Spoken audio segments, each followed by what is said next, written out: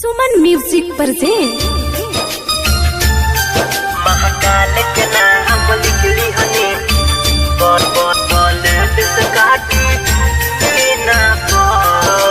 DJ Manish Raxaul.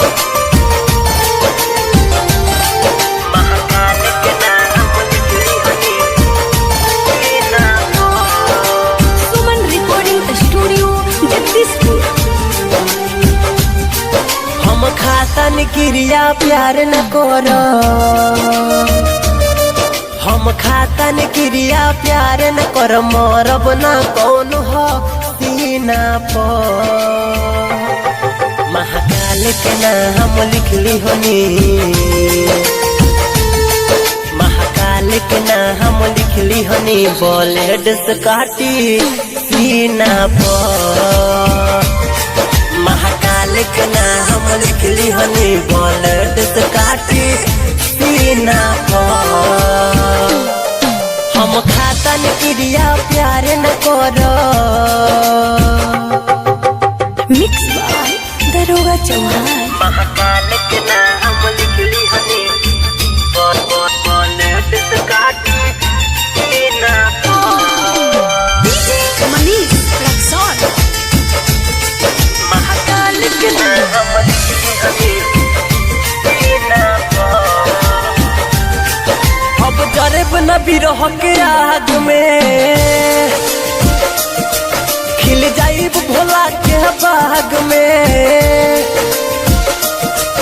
अब जरब न बिरह के आग में खिल जाइब भोला के बाग में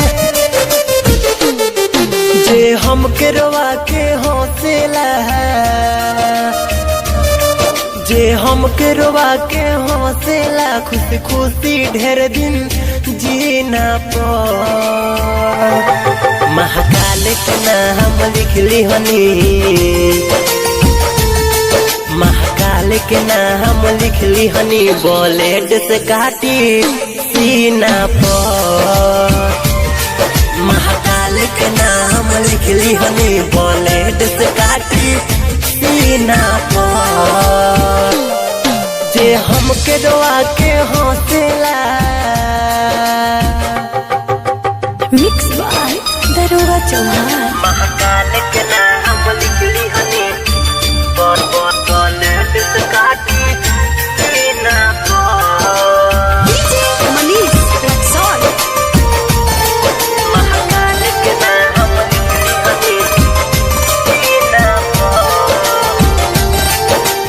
सुमन रिकॉर्डिंग स्टूडियो जगदीशपुर। नया जिंदगी के अब शुरुआत करो सुबह शाम भोला के ध्यान धरो हमसे गलती भइल जौन माफ करब सुबह शाम भोला के ध्यान धरो मुन्ना माइकल गुडू शर्मा कहे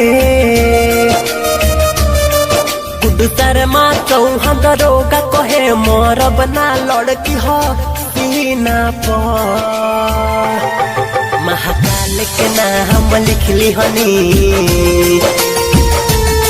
महाकाल के नाम लिखली हनी ब्लेड से काटी सीना पर महाकाल के नाम लिखली हनी ब्लेड से काटी